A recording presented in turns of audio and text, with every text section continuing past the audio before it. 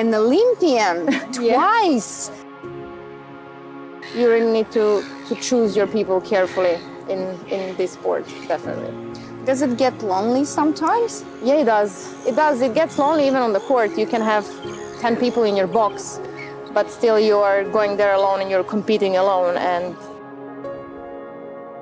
honestly, I'm not the best in mental preparations. I still have a lot of work to do. It's all right. All of us have things to improve on. Definitely. Yes. That's a good thing. If you're a tennis coach, you first of all need to be a good psychologist. At least that's what I think. And I would prefer Olympics to anything in the world. You know, for me, winning gold would be the top of my career, even if I never win a Grand Slam.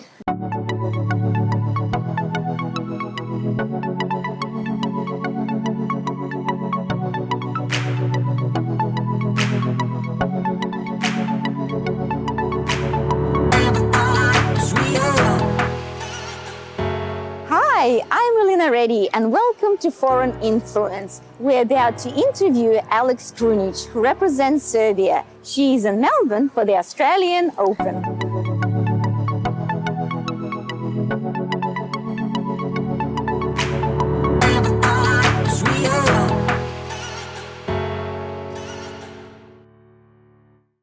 Alex, thank you so much for being a guest on our show. Thanks for having me. It's such a pleasure to welcome you in Melbourne for the Melbourne Tennis. Thank you for having me here, and I'm definitely happy to come back to Australia and my favorite Grand Slam. Where were you born and what memories do you have of your childhood? I was born in Moscow, in Russia, and obviously I have a very cold memories and snowy. I was born in 1993. My parents moved there to work. My father works there, and my mom, they are still there. I started practicing when I was 4 with an older man, Alexander Petrovich. He used to train a couple of metro stations away from where we lived, and it was my first experience with sports in general and tennis. And at the age of 7, he told us that he thinks he cannot help me further and that I should seek for a better and a bigger tennis school, which happened to be Spartak. And in Moscow? Yes, in Moscow. And obviously you were showing a lot of potential and he must have been extremely impressed. Well, I'm not sure I was showing it at age of 5 or 6, but I was a very active kid.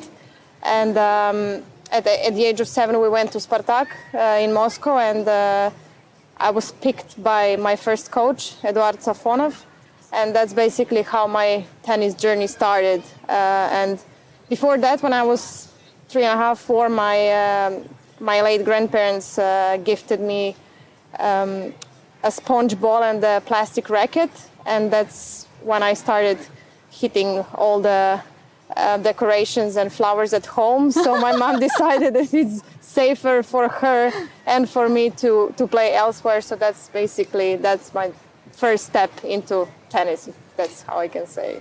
Incredible. But you were born into a multicultural family, is that right? Both of my parents are Serbian, actually. Oh. Yeah, so my father, he went to Russia for the university. He graduated there, then he came back to Serbia, and then he met my mother. Where did he study? He studied economy in Plihanovsky in university. So when he came back to Serbia, he met my mom, then he got the job again in Russia, so they moved. So they kept coming back to Russia, basically. Fantastic. So it was destined. Yeah. I went to Spartak. I started playing there, and I played there for more than 10 years. Did you have to combine school, Yes. like academic subjects and sport? Must have been really tough. Yeah, I was attending a normal Russian basic school where I didn't have a lot of freedom, unfortunately, and the Russian school system is very strict. Because it's very demanding. Yeah, it's very demanding, and we found some way here and there. I was picked up by my mom at around 12 after 4 classes, and then she drove me in Moscow traffic to practice. I ate my lunch in the car. In the car. Yeah, and I practiced my first practice. Then I did my homework in between 2 practices, then the second one, and then dinner in the car again on the way back home. And sometimes it took 2-3 hours, you know how it can be in Moscow traffic. Yeah. So It wasn't easy, but when I was a bit older, like 10, 11, I could already travel myself by metro. So, and Moscow subway is beautiful. It is. So, It is like a museum. yeah, like so a many museum, marble yeah, sculptures. definitely. Yeah. So, and it's pretty safe.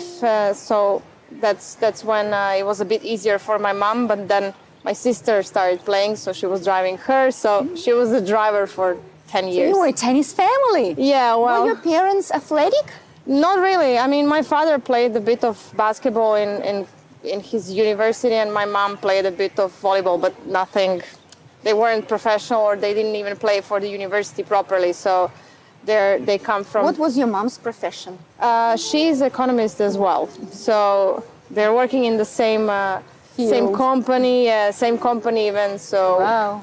they are nowhere near the sport, which is good because I never had that kind of pressure of their expectations. I'm lucky in definitely in that perspective. At what point did you decide to do tennis professionally? I think Spartak was definitely where my mind started going that way. When I was 12 or 13, we traveled a lot with my coach, and I was winning basically everything. I was winning everything in Russia, everything in Serbia. I was number 2 in Europe. So How old were you at that time? 12 or 13, I that think, young. something like that. Yeah, 13 maybe. So that's when I really started taking tennis very seriously, and I was a very competitive kid in everything. I think that's the age where I really thought that this is something I really want to do, not for a living, but that was my passion, and it still is. I think that's when it started, and then at the age of obviously 17, 18, actually at 16 maybe, I had to make a decision whether I want to go to college.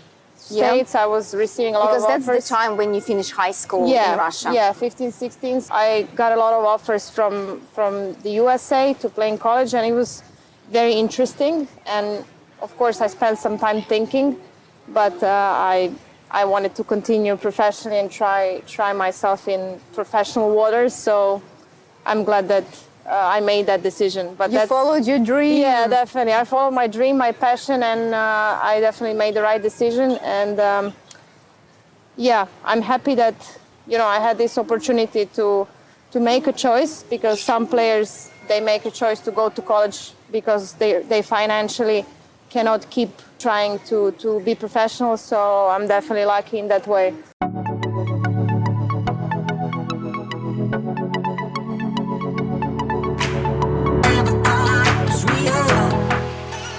We're back with Foreign Influence. I'm Elena Reddy, and we're speaking with Alex Krunic, who is in Melbourne for the Australian Open. What is the life like on the tennis circuit? It Because you have depends. to travel all the Yeah. time, and the training sessions, Yeah. and time zone differences. Yeah, it's demanding. You definitely have to sacrifice a lot, or maybe not sacrifice, but that's the price you pay. You don't spend a lot of time at home. Can't be, at least in my case, I always suffered emotionally that I cannot be a proper sister, daughter, granddaughter, friend, because I can't spend too much time with my people physically, and I also, cannot think too much about everyone else's problems, even if I really do, and I try to be there for people, but it's very tiring. And in tennis, you need to be 100% mentally in it. And of course, traveling, time zones, it's very tiring physically. You have to think about a lot of things, and you're never more than 2 weeks in one place. So at one point, I think everyone gets to the point where you just get tired of it. It's a nice life, and people see on the TV, they see, all this luxury and money and trophies and contracts and everything, but it's definitely everything but that's the top of the iceberg. But everything else is hard Who work. travels with you? A team, obviously, depending on what you can afford, but I travel with my coach, and I sometimes take my physio. So that's my bubble in a way. There's a lot of people around us. support network. Yeah, my support network, definitely. There's a lot of people around us. You have agents, you have a bunch of people, and it's not always perfect. There's a lot of people that want to get a piece of a pie, and then the piece of fame through you and with your help. So you really need to choose your people carefully. in this sport, definitely. Does it get lonely sometimes? Yeah, it does. It does. It gets lonely even on the court. You can have 10 people in your box, but still you are going there alone and you're competing alone. And You're in the battle. yeah, probably with you're a yourself. warrior. Yeah, you have to be a warrior. You're alone there, and definitely you definitely feel lonely, especially if you have people around you that are there when you win. But when you lose, a lot of people seem to just walk away, and they don't want to be a part of a struggle. They only want to be a part of celebration. The winning way. Yes, Yeah. yes. So, Okay. and you are there regardless. You have to Yeah. be on court, and if you lose, it's on you. You can't blame anyone. So that's the tough part. What is your most favorite city to play in? I love Melbourne, not because I'm here. Yay, lucky us! I really love Melbourne. I always told my friends that it's my favorite Grand Slam, definitely. What makes it your favorite? I like the atmosphere. People are chill and they seem happy to me. Everything is easy here. They try really hard. They love their Grand Slam. I love how much crowd we always have, how many people come. So I feel like it's a part of the culture, and we're not somewhere away from the city. We're in the city. We're a part of everything, a part of the whole atmosphere and energy. So I guess it's the energy I love about it. It's one of the worst Grand Slams for me, performance-wise. I never played well here, but I always love to come back here. So How is tennis playing on different surfaces? an obvious difference where clay is slower, grass is faster, but physically for us it's tougher because when you go on grass you have to stay lower with your legs. Clay, the ball bounces higher, so sometimes you get some shoulder pain, you have longer points. Clay matches are longer than the rest. And you have different balls used on those surfaces. Some are heavier, some are lighter. So it also depends what you prefer. For me, heavier balls are tougher to play with because I'm small. For the big hitters, it's easier. So there's a lot of nuances and different things that people don't see, but we really feel them. And there's a lot of, unfortunately, much more injuries on grass. Okay. Yeah. And who is your most memorable opponent that you played against I don't know. to these days? Yeah, I guess it's Petra Kvitova. Why is that? Yeah, that was one of the nicest wins of my career back in 2014 at the US Open. I think she was number 2 back then, I can't remember, but she was a Grand Slam champion and she was obviously someone I looked up to, and she was huge then, and I was a girl coming from Qualis trying my best. It must have been very encouraging for you, and must have empowering. Yeah, it gave me a lot of confidence and it gave me a lot of belief because you work for it your entire life and then you beat someone like that and you're like, oh, okay, I can actually do this.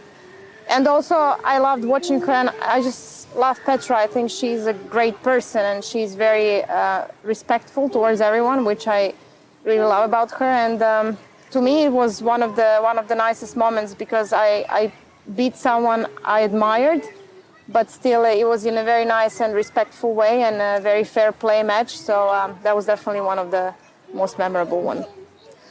What is the morale like or atmosphere on the circuit? Does it allow you to develop friendships, or is it really, really competitive? I think it depends on personalities. It's competitive, but I personally think that now with the younger generation, newer generation, it's getting a bit worse in terms of they are taught to be very competitive and to be in their circle with their team, which I don't think is right because we can still help each other and we can talk to each other. It's not like it's going to affect anyone. I have a lot of really good friends from the tour. With some of them I meet apart from tennis.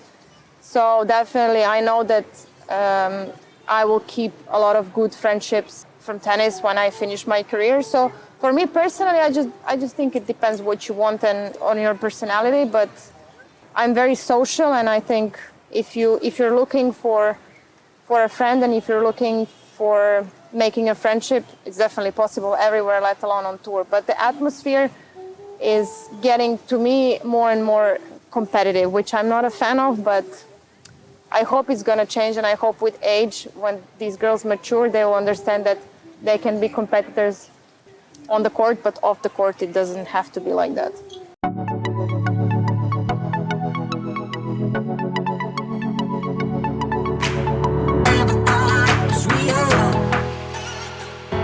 We're back with Foreign Influence. I'm Alina Reddy, and we're speaking with Alex Krunic, who is here in Melbourne for the Australian Open.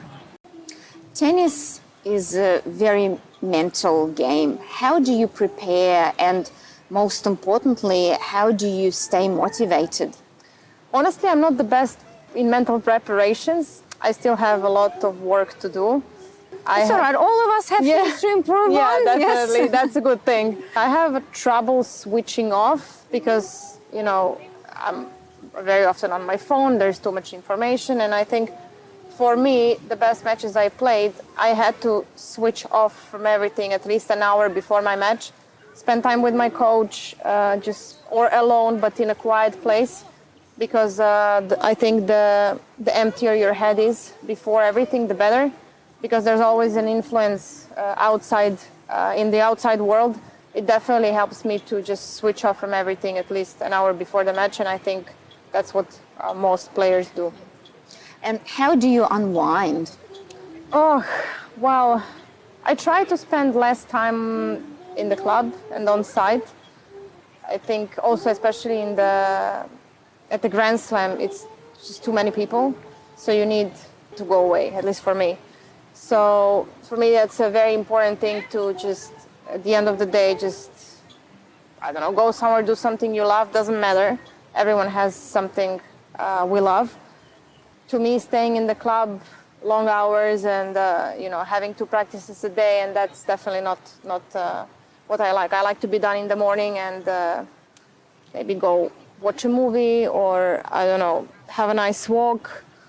Chill out. Yeah, chill out. I like to write. Sometimes I write songs, so Really? Yeah. Oh. So I sit sometimes by the sea if I can, or a river, or whatever is around, and just put my mind on a paper. But I guess that's one of the most important things for me. That's what really switches me off. Where does that music inspiration come from? I honestly don't know. I think probably from my life.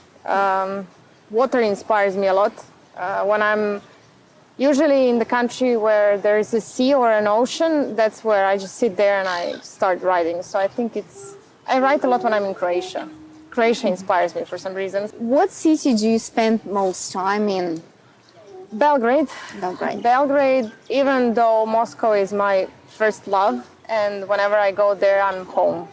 My soul is home. You have a city where you land and you're like, okay, now I'm connected. That's Moscow for me, but unfortunately, I cannot spend that much time there because my base is in Serbia. And why? How did that come about? When I was 18, I wanted a change. Me and my coach needed a break from each other, and I went to Slovakia to practice. And after 1.5 years, I came back to Serbia.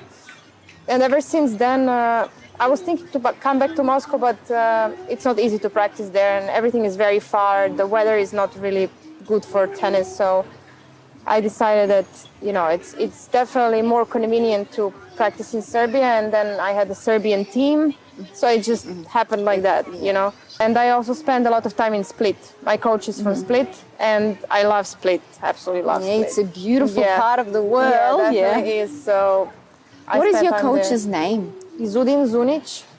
He used to work in China for a couple of years, then he worked with Magdalinet. And I know him from tour from very long ago, and we share a lot of similar things mental-wise.